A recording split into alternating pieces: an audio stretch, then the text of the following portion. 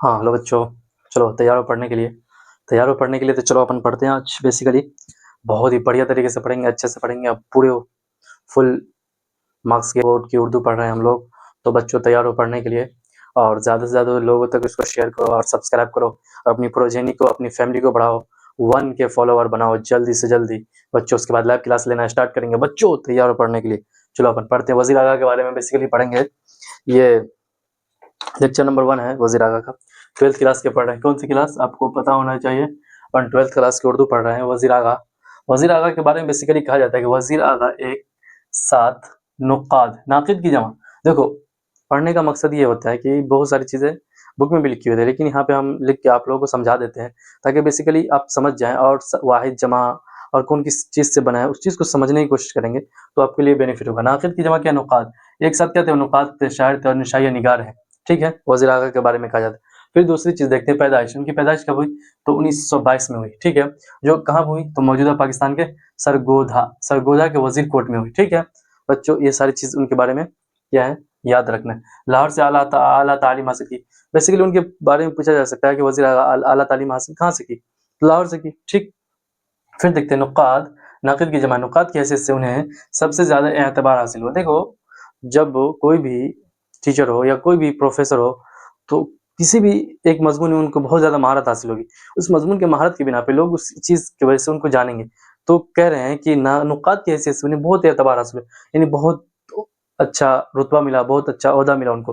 ठीक है, फिर देखते हैं 1947 के बाद उभरने वाले मुमताज़ नाक़िदीन में बेसिकली कहा जाता है 1947 के बाद कौन उभरने वाले मुमताज़ नाक़िदीन में उनकी शनाख्त, उनकी क्या होती है, शनाख्त कायम हुई। ठीक है, 1947 के बाद जो उभरने वाले जो सबसे बढ़िया नाक़िदीन थे, जो नुक़ाद थे, तो उनमें उनकी शनाख्त कायम हुई, यानी उनकी उन लोगों में उनकी पहचान बन गई या उनको नुमाया मकाम मिला। ठीक है, फिर उनके तनक़ीदी मज़ामीन देखते हैं, मशहूर मजमूए। उनकी तनक़ीदी मज़ामीन के मशहूर मजमूए कुछ हैं, उनके बारे में देखेंगे। तनक़ीद व एहतिसाब, कौन सा है, तनक़ीद व एहतिसाब, नए तनाज़ुर। ठीक है, और माना और तनाज़ुर।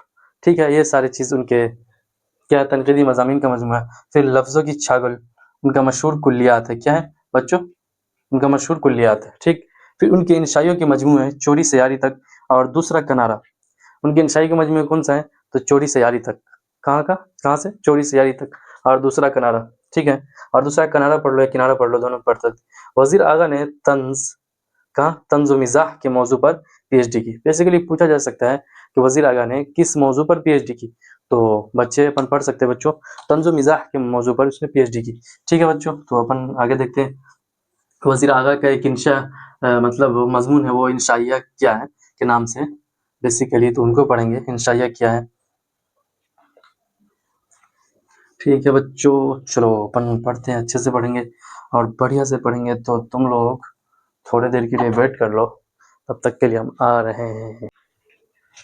और चलो हम लोग फिर से पढ़ते हैं। अपन स्टार्ट कर रहे हैं, इंशाइया के बारे में बेसिकली जानेंगे। इंशाइया क्या है, बेसिकली वज़ीर आगा का एक मजमून है इंशाइया के नाम से। इंशाइया वही नाम ही है उसका कि इंशाइया क्या है, तो पढ़ रहे हैं इंशाइया क्या है। ये क्या है, बेसिकली एक मजमून है। ठीक है, तो इंशाइया की सिनफ क्या है, नस्र है।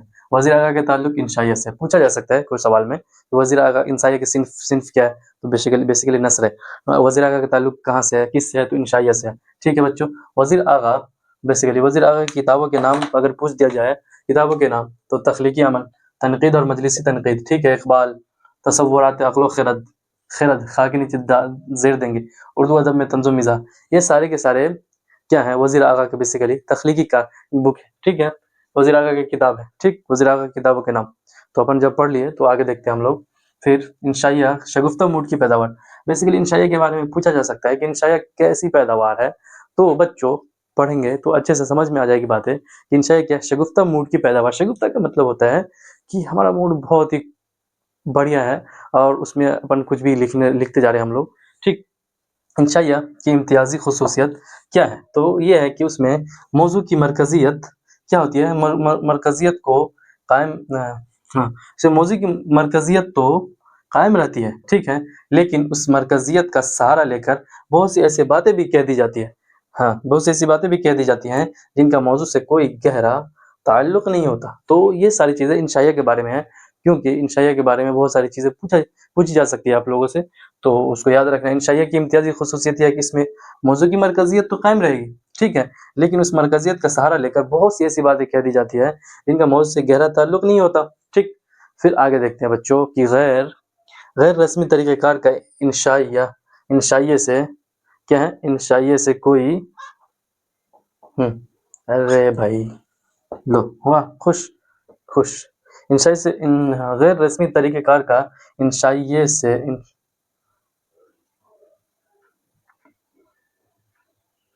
हाँ ठीक है, देखो गैर रस्मी तरीक़ेकार क्या करेगी इंशाइये को, अरे यार थोड़ा सा ढंग से लिख लिया करो। अच्छा कोई बात नहीं बच्चों, लो अच्छे से लिख देते हैं। इंशाइये को क्या करती है, दूसरी असनाफ़ अदब से मुमय्यज़ करती है। गैर रस्मी तरीक़ेकार उसमें यूज़ होते हैं, यानी एक रस्मी तरीक़ेकार जो ट्रेडिशनल चीज़ें चल रही है वो सारी चीज़ यूज़ नहीं होगा, बल्कि गैर रस्मी तरीक़ेकार को यूज़ करके क्या करेंगे, इंशाइया को गैर रस्मी तरीक़ेकार इंशाइया को दूसरी असनाफ़ से मुमय्यज़ करती है। क्योंकि इंशाइया में जो होता है गैर रस्मी तरीक़ेकार का यूज़ होता है, जो क्या करता है उसे दूसरे असनाफ़ से या दूसरे सिनफ़ से उसे बहुत ही अलग कर देता है। तो बच्चों आप लोगों से ज़्यादा से ज़्यादा रिक्वेस्ट है कि सब्सक्राइब करो और शेयर करो और दूसरों तक पहुँचाओ, और अपने भाइयों तक जो पढ़ना चाहते हैं free of cost Urdu 12th class की, तो 10th क्लास की या सीबीएसई 10th क्लास की या 12th क्लास बायोलॉजी पढ़ना चाहते हैं, और जो फिजिक्स केमिस्ट्री बायोलॉजी जिनका है, उर्दू है, इंग्लिश है, तो आप लोग ज़्यादा से ज़्यादा लोग कमेंट करें और हमारे से डिमांड करें इंग्लिश भी पढ़ा दे, तो इंग्लिश का भी क्रैश कोर्स लेके आएंगे, क्योंकि बायोलॉजी का क्रैश कोर्स चल रहा है अपना, और ये एग्ज़ाम से 2 महीने पहले कंप्लीट होगा। तो बच्चों आप लोगों से रिक्वेस्ट है कि आप लोग ज़्यादा से ज़्यादा उसको शेयर करें और सब्सक्राइब करें। ये उर्दू भी अपना 1 डेढ़ महीने पहले कंप्लीट कर देंगे, ठीक है, लेकिन बायोलॉजी जो भी क्रैश कोर्स, उर्दू तो डिटेल में पढ़ रहे हैं ना, क्रैश कोर्स जो भी होगा वो उसको 2 महीने पहले कंप्लीट करेंगे, ठीक है। उर्दू को तो हम बंद करेंगे दिसंबर में लास्ट तक पूरे कंप्लीट करेंगे, क्योंकि और बहुत सारी चीज़ें हैं उर्दू के ऑब्जेक्टिव, अब बोलने की ऑब्जेक्टिव प्रैक्टिस करेंगे।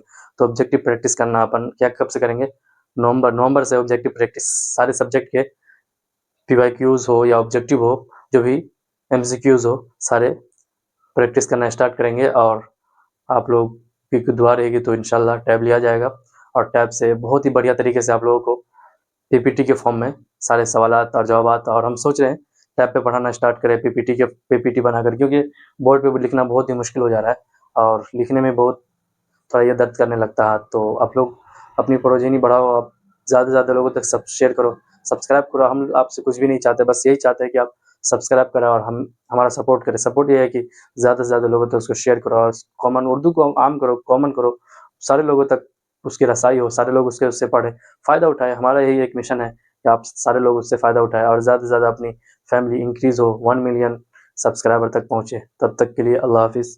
आप लोग अपना ख्याल रखें।